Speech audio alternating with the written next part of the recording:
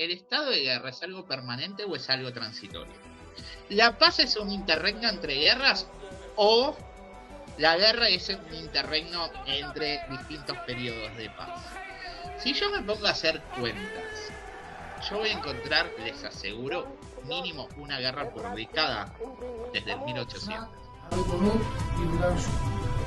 Esto es Ben Ayugot, un podcast para leer entre líneas. Hola Mati, ¿cómo estás? ¿Cómo anda, Johnny? ¿Todo bien? Bien, hoy estamos con otros Mati. ¿Qué haces, Mati Roth? Todo bien, es más, cuando dijiste hola Mati, ¿cómo estás? Casi te contesto yo. Ahí Claro. va, estamos en un capítulo especial. Hoy está con nosotros acompañándonos Mati Roth, para quienes no conocen. Mati es magíster en estudios internacionales, un analista de excelencia que en varios capítulos ha estado también en CAN en español, y hoy tiene la amabilidad de compartir con nosotros este capítulo, que nos vamos a centrar un poco también en algo más teórico, ¿no? O sea, hay un montón de análisis sobre lo que está pasando en la guerra de Israel-Irán y queríamos ir quizás en este capítulo un paso más atrás y empezar a darle un poco de teoría. ¿De qué hablamos cuando hablamos de la guerra? ¿Qué está pasando en la guerra? ¿Cómo están actuando los diferentes actores? Y para eso lo tenemos aquí a Mati, que nos va a poder explicar un poco todo esto. Bueno, primero que nada, gracias por la invitación. Si me ven mirando para abajo es porque estoy tomando notas. Mientras vamos charlando voy tomando notas para saber mejor todavía cómo ir encarando la cosa. Así que bueno, antes que nada agradecerles a ustedes por la invitación al capítulo. Mati, quiero empezar de la siguiente forma esta charla que vamos a tener con vos, porque vos sabes que me parece que hay algo que decía Mati Sacar recién que tiene mucha razón. Hay mucha gente analizando, y lo que nosotros queremos hacer hoy es tratar de darle a nuestros oyentes la herramienta teórica para entender un poco, ¿no? Y no jugar este tiro al pichón constante que estamos viendo. La herramienta Sí. teórica de cómo analizar, de qué es lo que tenemos que ver y cómo entender todo lo que está sucediendo. Entonces, para empezar un poquito con esta charla, me gustaría que me digas lo siguiente. Cuando nosotros hablamos de guerra, ¿ok? Cuando Sí, hablamos de un conflicto entre dos estados o lo que sea, ¿cuáles sí. son las bases teóricas? ¿Cuáles son las corrientes de pensamiento? ¿Quiénes son los autores que más conocemos? Dame como una especie de introducción a todo esto. A ver, lo primero que hay que entender es que la guerra es un conflicto humano, ¿no? Muchas veces no entender que el conflicto o que el conflicto armado puede ser guerra entre estados o cualquier tipo de guerra, ¿no? Es primero un fenómeno social y también un fenómeno humano, es un error. Entonces, lo primero que yo arrancaría para empezar es con dos autores que yo creo que explican ese fenómeno humano. El primero es Clausewitz, ¿no? Que lo que dice es que la guerra es la continuación de la política, pero por otros medios. Si bien es una frase súper conocida, y creo que es una frase que la van a escuchar un montón de veces, ¿qué significa decir que la política, que la guerra es la política, es la continuación de la política, pero por otros medios? Es decir, que la guerra es un fenómeno político y que ir a la guerra es una decisión política. Entonces, esa es la primer gran cuestión que yo diría a la hora de ver. Y segundo, es la idea hobbesiana, ¿no? De por qué se va a la guerra.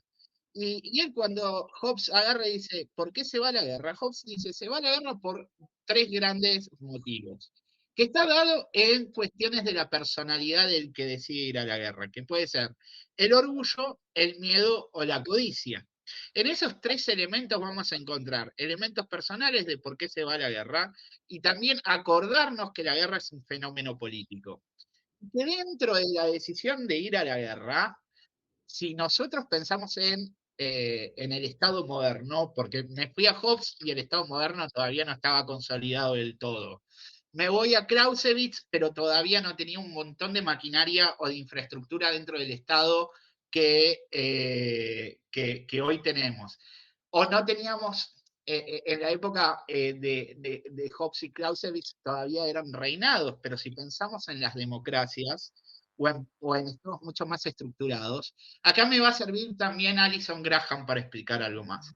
Existen pugnas dentro del Estado, que pueden ser personales o departamentales, que también ayudan a que se produzca el fenómeno de la guerra. Cuando escribe Allison escribe sobre la guerra, ¿no? No sobre la guerra per se, sino cómo se evitó la crisis de los misiles. Y él escribe su tesis de doctorado justamente pensando en el lado soviético y el norteamericano. Y él lo que dice es, los departamentos dentro del Estado también tienen intereses. Y las personas que pertenecen a los distintos departamentos también tienen intereses. Voy a dar un ejemplo que puede ser más sencillo para ver. Si uno piensa que Estados Unidos gana la guerra, ¿quiénes son los dos grandes ganadores dentro del departamento dentro de la estructura gubernamental norteamericana, pensando que Trump no tiene otro mandato? Uno, el secretario de guerra, otro, Marco Rubio. Secretario de Estado, claro. Claro. Claro, el secretario de Estado, Hegseth y Rubio. Entonces, ellos tienen intereses personales. ¿Cuál es el interés personal? Poder ser el próximo candidato republicano de las elecciones. Entonces, cuando nosotros vemos teoría, no solo hay que quedarse en la teoría pura, sino cómo la vamos aplicando a esa teoría dentro del marco de la realidad. Entonces, para ir redondeando esta primera idea, la guerra es la continuación de la política por otros medios, que muchas veces se lleva a cabo por cuestiones de codicia, miedo o orgullo, y que creo que acá, y haciendo una defensa del realismo estructural, muchas veces se lo toma mal, el realismo muchas veces se piensa que es la teoría que lleva a la guerra, cuando en realidad el realismo lo que intenta es explicar la guerra, y hay algo que dice Hans Morgenthau que es muy importante, la guerra es el último ratio de decisión. La violencia es el último ratio de decisión.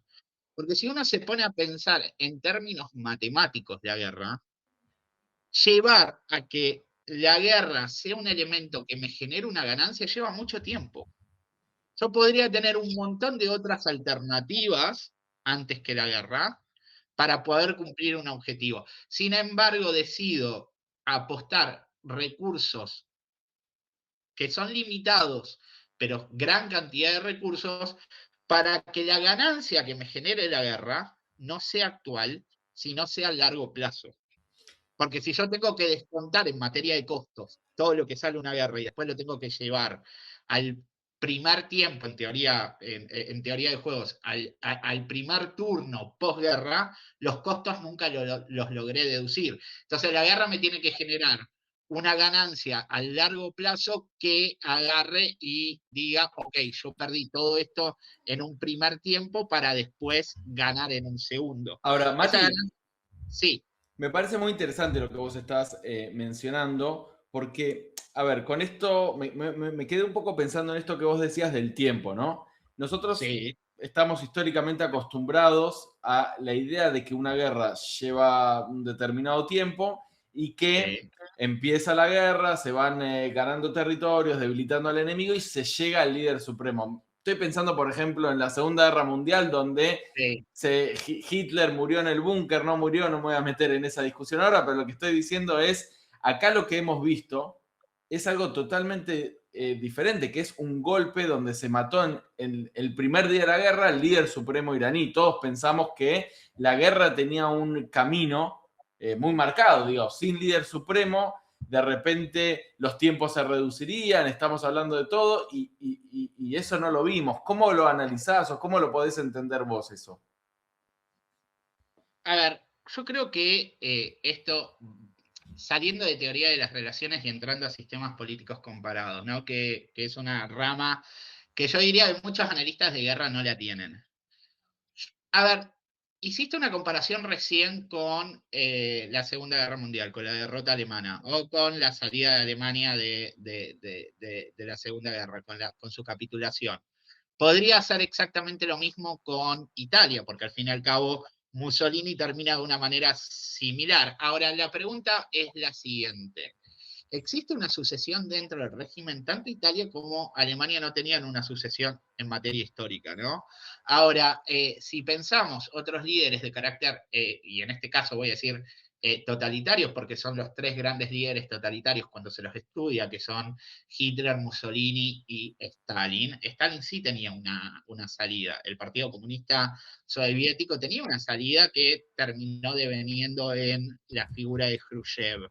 Entonces, la gran pregunta acá es, ¿hubo una lectura sobre cómo funcionaba el régimen iraní en términos de sistemas políticos comparados? O sea, se hablaba de una teocracia. La teocracia, gobierno de Dios, o en realidad en términos más modernos, que el gobierno lo lleve a cabo el clérigo. Ahora, había una salida clerical dentro de Irán. Entonces, si comparamos un totalitarismo como es la Alemania nazi con Irán, estamos cayendo en un error que es Alemania no tenía una sucesión dentro del sistema decisional alemán. ¿Quién iba a seguir la toma de decisiones después de Hitler? Ahora, esto en Irán no pasaba. Entonces, pensar que con la caída del Ayatollah se iba a dar automáticamente el cambio de gobierno es no entender sistemas políticos comparados. Primero, podía haber una transición dentro del régimen de los Ayatollahs, una que al fin y al cabo es la que primero parece que se dio, que es la elección del hijo, o por otro lado, ciertas organizaciones dentro del régimen de gobierno, que puede ser la Guardia Revolucionaria, es la que termina siguiendo la toma de decisiones. Entonces, en este caso, pensar que solo con la caída de los ayatolás se iba a dar la caída del régimen se iba a dar la total claudicación, ¿no? De Irán, era un poco irresponsable, o en su defecto, una visión de decir, bueno, espero que pase esto. Obviamente, si vemos cualquier otro caso histórico, por lo general tiene que ver con alguien que vos vas a negociar después de una salida, ¿no?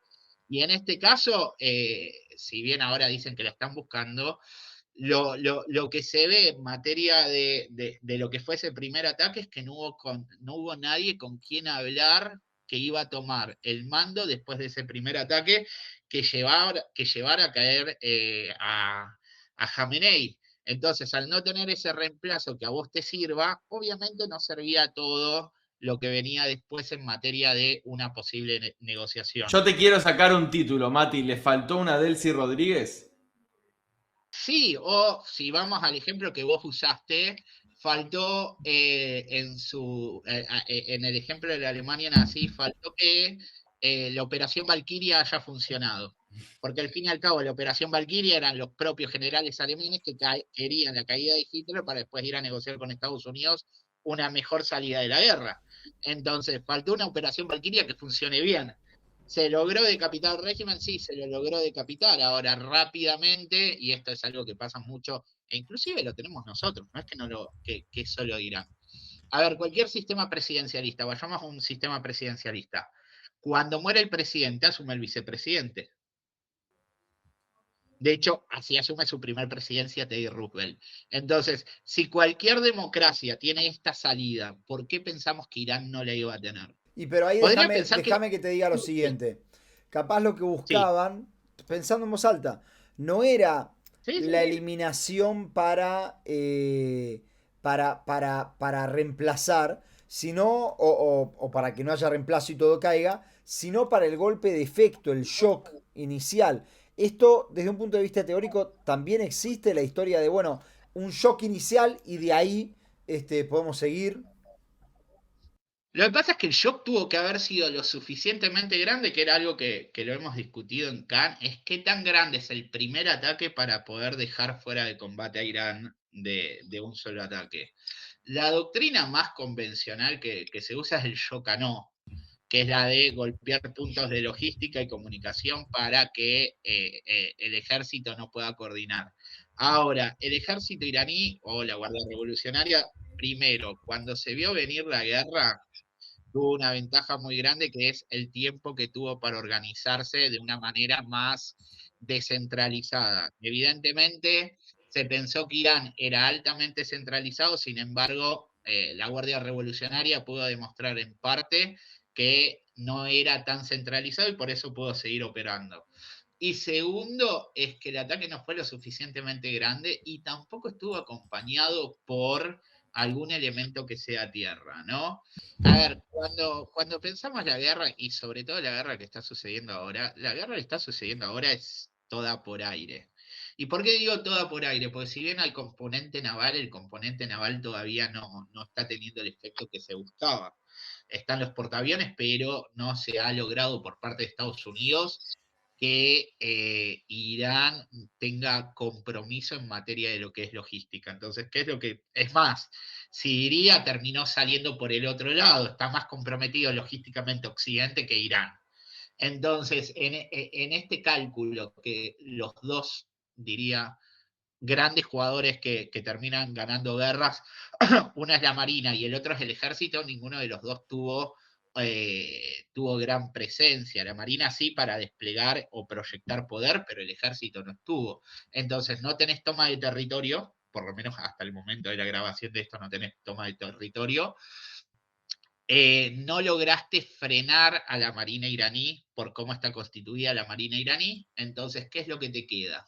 Seguir bombardeando. Ahora, ¿cuánto uno cuando piensa, de nuevo, perdón que me ponga medio matemático a veces, ¿no? Pero no sé si recuerdan economía, uno tenía las ganancias marginales. Sobre cada unidad producida o los costos marginales, lo que uno decida. Sobre cada unidad cuánto marginalmente se ganaba o se perdía o cambiaba el costo. Y uno veía que la cuestión marginal, justamente se habla de márgenes porque no es recto, sino es curvo.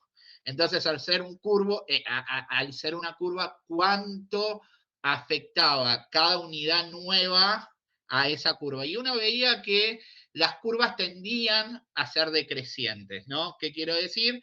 Que cada vez se perdía más peso. En la guerra funciona de manera parecida. O sea, cuando yo ataco las primeras lanzaderas, la marginalidad es muy grande. Ahora, cuando ya no quedan tantas lanzaderas, cuando ya no queda esto, cuando ya no queda lo otro, y vos ves que los ataques en realidad terminan siendo más primicia de noticias que realmente un hecho que realmente altere la matemática de la guerra, evidentemente no significa que la marginalidad es muy mínima, entonces termina generando problemas. Vamos a un caso que Mati, sea lo que parecido. estás diciendo es que a medida que se estira la guerra, pierdo mi ventaja y puedo llegar a, vamos a decirlo en términos muy terrenales, empatar la guerra. No sé si empatar, pero por lo menos las ganancias no son tan altas en términos marginales por cada una de las acciones que uno va dando, sino pensemos en la Federación Rusa con Ucrania. Al principio de la guerra, la Federación Rusa tuvo una marginalidad importante en el movimiento, que si bien el primer ataque sobre Kiev salió mal, los movimientos sobre Donetsk y Lugansk le dieron un margen de ganancia. Ahora la guerra está totalmente estancada, donde si con suerte se mueve 10 metros de la línea de frontera para un lado o para el otro. Entonces, ¿cuál es la ganancia por cada rublo que yo invierto, o por cada shekel, o por cada dólar que yo invierto? ¿Cuánto de territorio estoy ganando o cuánto me acerco al objetivo? Cada dólar dentro de, pensémoslo en la guerra de Irán, ¿no? Cada dólar que yo voy invirtiendo a medida que la guerra se alarga, en realidad la ganancia que me genera es menor. Ahora, ahí voy con algo que me parece interesante, porque vos mencionaste cuánto me acerco a mi objetivo. La pregunta que yo te quiero hacer es, ¿cuál es tu análisis de cuáles eran los objetivos de la guerra de Estados Unidos y de Israel, por un lado, y qué rol tienen ambos ejércitos en la forma de definir estos objetivos? Primer elemento a tener en cuenta, el objetivo no lo define el ejército. El ejército me define la táctica, no el objetivo. El objetivo por naturaleza tiene que venir de la política, porque es los que van a definir a largo plazo cuáles son los objetivos y cuáles son los cálculos de costo-beneficios, es la política. El ejército lo que está encargado es de definir la táctica o en su defecto de aconsejar al político. Pero si volvemos a la idea de que la guerra es la continuación de la política, pero por otros medios, la decisión de ir a la guerra es política. ¿Quién define qué es ganar y qué es perder? La política, y el ejército va a implementar de alguna manera lo que la política pretende. La diferencia en los objetivos de Estados Unidos e Israel siempre fueron claros. Lo que pasa es que esos objetivos se concatenan.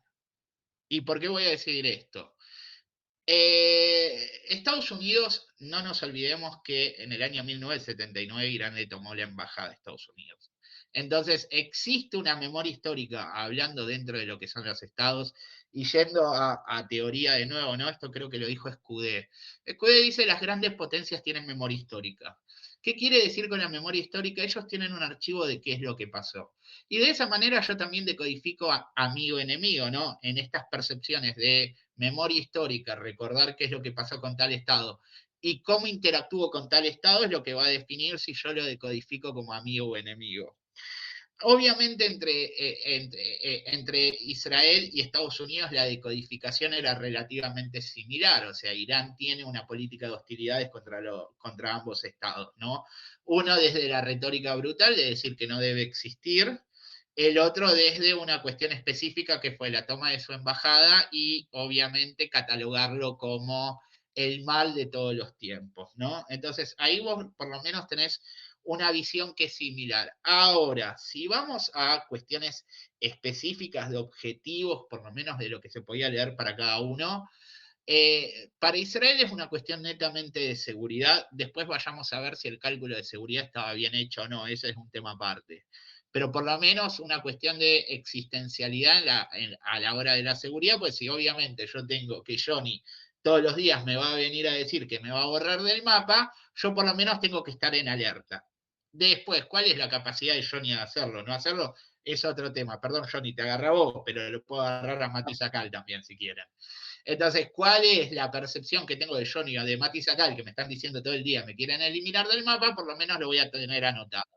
Y si yo veo que, aunque vivan lejos, porque al fin y al cabo ninguno de los tres vivimos en la misma ciudad, pero aunque sea vivan lejos y yo sepa que Johnny tiene un amigo cerca de mi casa, o en su defecto Johnny puede agarrar el auto y venirme a buscar, yo por lo menos tal vez empiece a tomar acciones contra Johnny para evitar que Johnny lo pueda hacer. Entonces ahí podemos entrar a todo lo que es el ataque preventivo. Ahora, por parte de los Estados Unidos existen dos elementos. Primero es que gran parte de los aliados norteamericanos y sobre todo los últimos viajes de Trump antes de empezar esta gira de guerra, que fueron Emiratos Árabes Unidos, Qatar, Arabia Saudita, etcétera, etcétera, etcétera, ven comprometido su ruta de comercio, se la ve comprometida por Irán, que es el estrecho Hormuz. Entonces, en este juego, primero de protección de los aliados, y segundo, acá hay algo que muchas veces no se explica, es que los grandes, y no quiero decir Estados Unidos imperialista, pero voy a tener que usar la palabra imperio porque me sirve. Los grandes imperios siempre se basaron en el mar y en la libre navegabilidad del mar. Si vamos al imperio romano era el mar Mediterráneo, hagámoslo sencillo. Después, si vamos a otros tal vez para hispanoparlantes, si se acuerdan el Tratado de Tordesillas entre el Imperio Español y el Imperio Portugués, ellos dividían en dos al mundo y qué parte le correspondía a cada uno y en esa división qué parte era de libre navegabilidad para cada uno. Después, si pensamos en el Imperio Británico, hicieron exactamente lo mismo, con la caída de la Armada Invencible, cuando Gran Bretaña vence la guerra a España, lo que propone es la libre navegabilidad del globo a nivel global, que no exista esta división, pero, y que cada uno tenga acceso a los distintos puertos. De hecho, si se acuerdan, Gran Bretaña pelea dos guerras con China por el opio, por la libre acceso a los puertos chinos para justamente la venta de opio. Y Estados Unidos trabaja de la misma manera, que es la libre navegabilidad del mar. Que no haya nadie que sea capaz de imponer que por ciertos sectores no se puede transitar. E Irán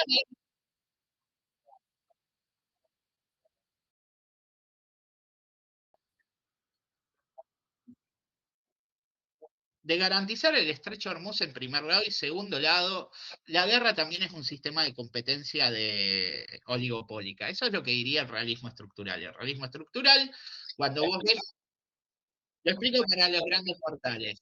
O sea, el realismo estructural siempre ve en realidad a las grandes potencias cómo interactúan entre ellos. Y lo que dice es que estas potencias están en un sistema de competencia constante. Digo oligopólico porque son pocos jugadores Y el oligopolio, si bien puede existir colusión en economía, se dice colusión en el oligopolio, también existe competencia de mercado dentro de los oligopolios. En este juego de el estrecho Hormuz, etcétera, etcétera, etcétera, también existe una competencia con China, ¿no? Que es el acceso de recursos o, en su defecto, la denegación de recursos. Porque todo el mundo puede llegar a pensar Estados Unidos entra a la guerra para quedarse con el petróleo de X, Y o Z. Hoy en día Estados Unidos es autosuficiente en materia petrolera. Entonces puedo en realidad pensar no que lo hace para quedarse con el petróleo de otro, sino para denegarle el petróleo a un tercero, en caso de que sea el petróleo, ¿no? Pero Que, ahí, Mati, ahí es donde me parece que se pone todo muy interesante, porque hay, nosotros vimos desde que empezó la guerra, desde el 28 de febrero mismo, vimos sí, una especie de reacción de Irán muy interesante. Por un lado, ahorca la economía mundial y con eso le pone presión a Estados Unidos, particularmente a Estados sí, Unidos, para que termine la guerra. sí, Por otro lado, regionaliza la guerra y la lleva directamente a países que venían diciendo hace mucho tiempo, estos son problemas de otros, ¿no? Y estoy hablando particularmente de Qatar, Emiratos Árabes Unidos, sí. Kuwait, países que decían, mirá, todo el lío este de Irán, de Israel, de los palestinos, yo no tengo nada que ver. Esto es un problema de otros. Irán lo primero que hace es eso, es ahorca la economía mundial y regionaliza la guerra. ¿Cómo lo explicás vos de términos teóricos? Ok, a ver. Obviamente que si yo entro en un conflicto, lo que voy a buscar es la mayor cantidad de gente afectada, sobre todo si estoy del lado más débil de todos. ¿Por qué? Porque si yo colectivizo los costos, lo que logro hacer es que otros empiecen a generar presión sobre el lado más fuerte. ¿Qué quiero decir con esto? Obviamente, si uno ve dentro de Estados Unidos e Irán, existe una simetría de fuerzas. La simetría, en realidad, mucha gente la toma mal. La simetría no es por cómo se pelee la guerra, la simetría viene dado por los tamaños de los ejércitos.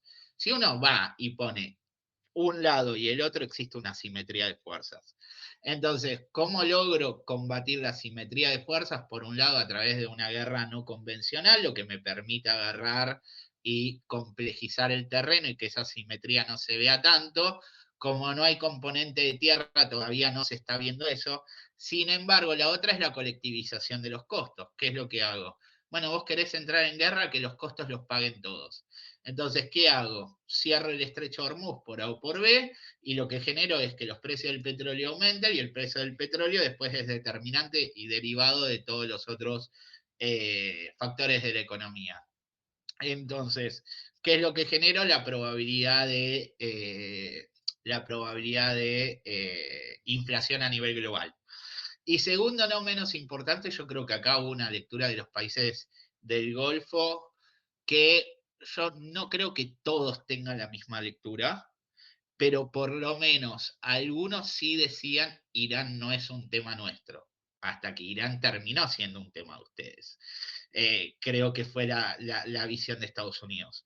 Que Qatar permita tener una base de Estados Unidos, sí lo volvía objetivo de guerra. Entonces, Irán no es un tema nuestro, ahí se vuelve medio complicado. Kuwait exactamente lo mismo. Yo creo que países que ya estaban preparados para esto eran Emiratos Árabes Unidos. Para Emiratos Árabes Unidos,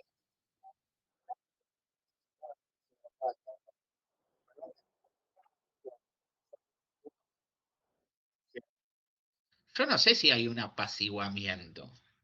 A ver, lo que creo es, y de nuevo, ¿cuál es la marginalidad de cada uno de los ataques? Volvamos a las ganancias marginales del ataque. ¿Cuánto más puedo seguir haciendo? Ojo, ¿existen puntos donde existe una marginalidad del ataque extremadamente grande? Sí, lo existen. Si Estados Unidos agarra mañana, va y decide a través de los B2 que la isla de Karg sea tierra aplanada, la marginalidad del ataque es brutal. Ahora la respuesta también va a ser brutal. ¿Por qué? Porque, o sea, la isla de Karg es muy importante para todo lo que es el sistema petrolero iraní.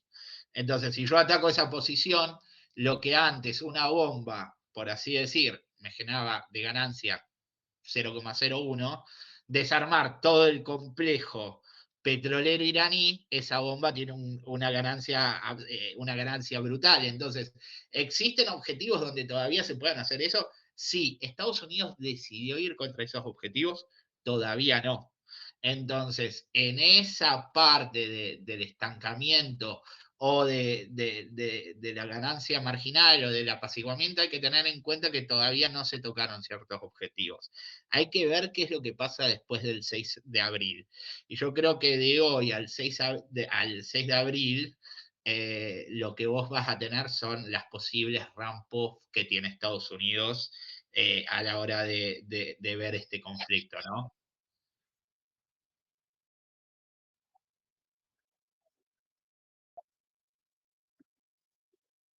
Sí.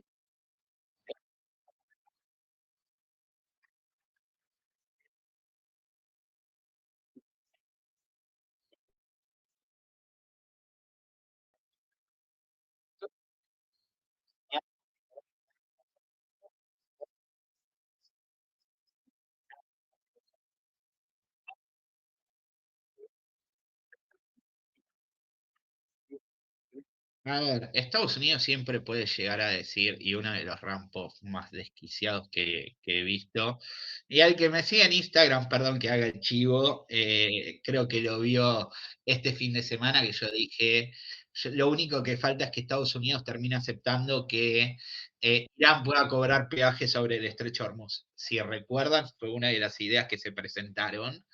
Y yo digo, es el único país que cobra peaje, porque si bien el canal de Suez y el canal de Panamá se cobra peaje, convengamos que es infraestructura hecha por el hombre.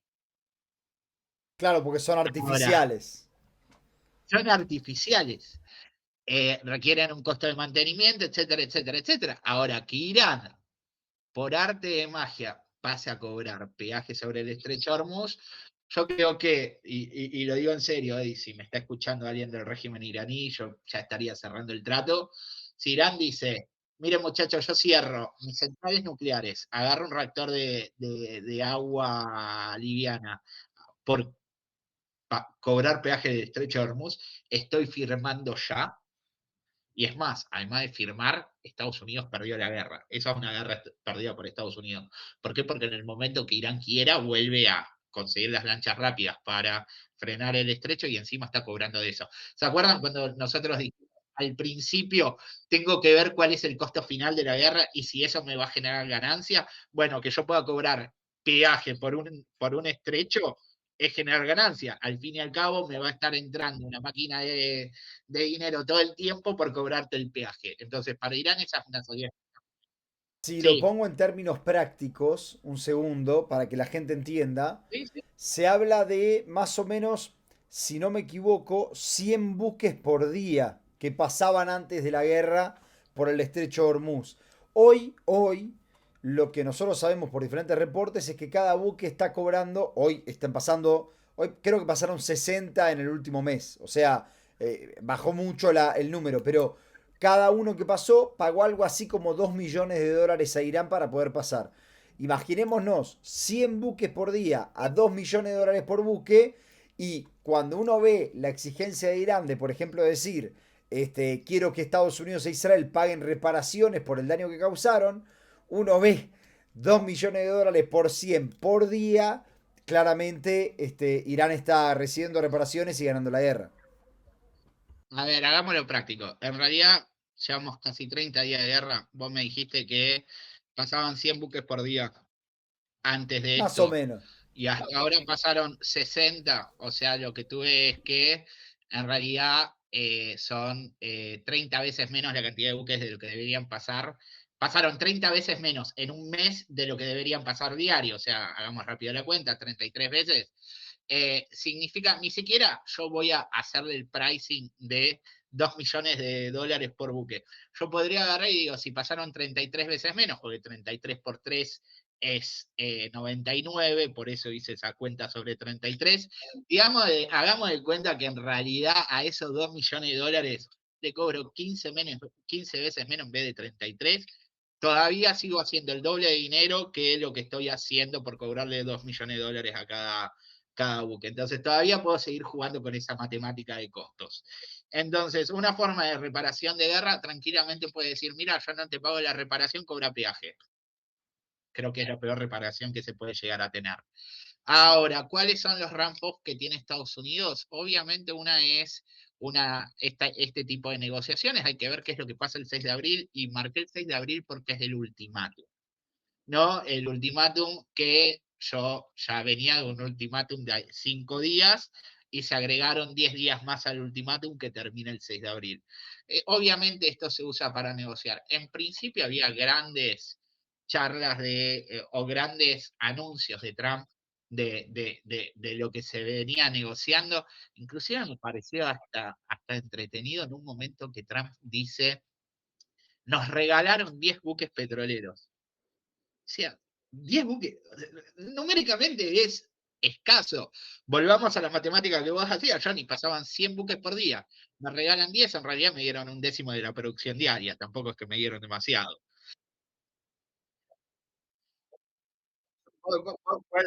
Sí, volvamos con Israel. En realidad el ramp-off de Israel, mucho ramp-off no tiene. Lo que puede llegar a decir es que se cumplieron los objetivos, que en realidad cuando uno se formula un objetivo, el objetivo tiene que ser cuantificable, ¿no? Y en los números es donde yo puedo encontrar el ramp-off. Cuando yo voy al ejército y le digo, ok, yo quiero eliminar a Irán como amenaza existencial, lo voy a hacer de la siguiente manera, que es, ¿qué es la amenaza existencial? Que Irán pueda llevar a cabo su programa nuclear, que Irán tenga la capacidad de saturarme los sistemas de defensa con misiles balísticos, etc. Entonces, en este juego es, ok, Irán termina su plan nuclear, objetivo cumplido. Si yo logro desarticular numéricamente y digo, bueno, el 95% de las lanzaderas y los misiles iraníes están desarticulados, es un objetivo cuantificable, medible y que puedo decir está bien hecho. No sé si se llegó al número, lo estoy usando de ejemplo. Y por último y no menos importante, si yo digo, ok, Irán va a dejar de ser una amenaza existencial de acá a los próximos 10 años, yo tengo un margen de decir, ok, puedo prepararme en los próximos 10 años por si llega a pasar algo más. Porque obviamente decir que deja de ser una amenaza, salvo que las interacciones entre Irán e Israel en los próximos 10 años cambien, volvamos a esta idea del constructivismo que dice que la percepción de amistad o enemistad se va a dar en la interacción entre los estados, salvo que exista una interacción entre Israel e Irán que lleve a pensar lo distinto, lo único que se puede llegar a pensar es que el ramp-off de Israel sea que se destruyeron la maquinaria bélica iraní que pueda llegar a afectar a Israel y que ponga en peligro a la seguridad de Israel. Eso sobre lo que es la capacidad propia de Irán, y segundo, sobre sus proxies. Que yo diga, ok, logro hacer que Irán no pueda transferir armas a Hezbollah. Entonces ese es otro objetivo de guerra, que lo puedo cumplir de dos maneras distintas. O perpetuar una guerra con Hezbollah y desarticular a Hezbollah, o intentar que Irán deje de producir armas. Por cómo está dado la producción de armas a nivel global, si uno lo piensa solo sobre la materia misilística, el ramp-off es más sencillo. ¿Por qué? Porque en realidad estoy hablando de misiles balísticos. Si yo lo pienso sobre un dron, crear drones no es tan complicado. Entonces, decir que voy a poder desarticular plenamente a Irán va a ser algo que no es del todo cierto. Entonces yo creo que el ramp-off ahí va a estar combinado entre desarticulo los misiles balísticos de Irán y desarticulo el plan nuclear de Irán y a su vez logro de dejar la transferencia de armas de Irán a Hezbollah. Creo que ahí estaría cuando está terminado el objetivo israelí y poder decir, bueno, tiene un ramp-off lo suficientemente bueno para que la opinión pública no vengan a decirte, ¿y para qué te metiste en la guerra? Porque si todo va a seguir igual, la estrategia de salida o la exit strategy iba a ser bastante más complicada. Mati, ahí quiero ya para ir cerrando, quiero meter Sí, lo siguiente. Nosotros hablamos hoy de Clausewitz, Sí, Hablábamos de Hobbes, de Alison Graham, de Morgenthau, me anoté todo. Ahora, vos decías, cuando hablábamos de Clausewitz, que la guerra es la continuación de la política y que la guerra es un fenómeno político. sí, A modo de cierre, ¿eso lo decís sí. en contraste de qué? ¿Qué es lo que la guerra no es? Qué buena pregunta. Yo siempre, cuando daba clase, y ojo que no me metí en estrategia naval, y evité meterme en estrategia naval porque ya iba a ser bastante complicado sin mapas. Pero yo siempre hacía la pregunta cuando daba clase, ¿el estado de guerra es algo permanente o es algo transitorio? ¿La paz es un interregno entre guerras o la guerra es un interregno entre distintos periodos de paz? Si yo me pongo a hacer cuentas, yo voy a encontrar, les aseguro, mínimo una guerra por década desde el 1800. Así tranquilo, ¿eh? Me tendría que poner a buscar rápido las guerras, pero si quieren, vamos desde el 1900, yo no voy a encontrar un solo periodo que no haya habido guerra. Entonces, para mí, yo siempre pienso en realidad que la paz, como diferencia de guerra, la paz es un interregno entre guerra y guerra. Pero a principios de 1900 tuvimos la guerra entre Estados Unidos y España. En 1910 tuvimos la Primera Guerra Mundial. 1920 hubieron un par de conflictos dentro de África por temas de colonialismo. Los 30 se ve marcada hacia finales de los 30 por el inicio de la Segunda Guerra. Todos los 40, por lo menos hasta el No, y 45. podemos seguir así, creo, hasta el 2000, que vamos Por a el, seguir. La pregunta que yo te quiero hacer es, entonces vos considerás que el estado de paz es un intermedio entre guerras? por lo menos como yo veo el mundo, que yo veo la visión más pesimista, sí. Y solo me voy a remontar entonces más fácil a Estados Unidos. Desde el 9/11 no hubo una década que Estados Unidos no esté en guerra. Y de hecho, de los periodos que Estados Unidos no estuvo en guerra, es solo cuando Trump decidió la salida y después la ejecutó Biden de Afganistán e Irak. Pero si no, en estos 25 años que llevamos del 2000, los 20 años, 21 años de Estados Unidos estuvo en guerra. Es Entonces increíble. la gran pregunta es, y es más, me voy a la Federación Rusa para no pegarme solo a Estados Unidos. Desde el 2008 está en guerra. Cuando toma Crimea, se empieza todo el problema de Crimea y Sebastopol. No, 2008, 2014, perdón. Empieza Crimea y Sebastopol, pero antes tuvo las guerras internas en Dagestán y en toda la zona del Cáucaso. Entonces, si nos ponemos a hacer. Y 2008 fue la guerra con Georgia, perdón, sí hubo una guerra rusa en el 2008, que es la de Osetia y Abjasia. La pregunta que les hago a ustedes, en realidad, eh, la guerra es un periodo entre paz o la paz es un periodo entre guerra y guerra. Se las dejo a ustedes, ¿eh? La Se pueden las contestar dejamos, ustedes. se las dejamos a los lectores, a los A oyentes los que nos escuchan, oyentes. a los oyentes, perdón, que nos escuchan, que creo que es la pregunta más interesante, porque acá hace 2 años y medio estamos en guerra y la gente suele decir, bueno, ¿cuándo termina? ¿Qué va a pasar? No sabemos, no sabemos. Y por ahí estamos entrando en una época de guerra permanente. Sí, creo que lo que quisimos hacer hoy, Matis, a los dos, es intentar tratar de traer un poquito de teoría, ¿no? Para hacer un poco de orden entre tanto ruido. Antes Mati Sacal decía que Mati Roth es un excelente analista y yo realmente creo que es uno de los mejores analistas por su conocimiento teórico y creo que está bueno que la gente pueda tener esto que realmente no sé si alguien más va a ocuparse de hacer esto de traer un poco de teoría también a tanta práctica que vuela por acá. Así que quiero agradecerte, Mati, por haber estado con nosotros. Nada, en principio, gracias a ustedes por el espacio, porque pasa mucho que se cree que la teoría es inservible. Entonces, el análisis queda en el aire. Cuando no está sustentado en la teoría, el análisis queda en el aire. No quiero decir que todo es teoría, pero por lo menos la teoría nos permite setear la cabeza de cómo vamos a ver las cosas. Claro. Y lo otro es no encerrarse en una teoría. Si bien pasé por 20 teorías más o menos para poder explicar más o menos qué es lo que estaba viendo. Entonces, el conocimiento de las teorías también lo que nos va a permitir es más o menos entender hacia dónde va la cosa. Y lo otro, no menos importante, entender la historia, es el otro factor, porque las teorías se crean en un contexto histórico, pero al fin y al cabo uno empieza a ver que la historia no se repite, pero rima. Entonces, por eso es que la teoría, y a veces se habla de los clásicos, ¿por qué sobreviven los clásicos?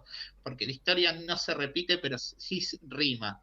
¿Qué es lo que quiero decir con esto? Que a veces teorías que tienen muchos años, en los contextos históricos que no dejan de ser muy distintos, terminan funcionando de la misma manera. Por eso creo que nos sirvió tener este marco teórico. Nuevamente también me sumo al agradecimiento de John y Mati, y probablemente te tengamos nuevamente aquí. Obviamente dispuesto, esperemos que sea por un tema más feliz, o sea, discutir el River Boca, no sé. Supongo que no va a pasar, pero... La verdadera guerra. Pero ahí sacamos y plantamos bandera, Johnny.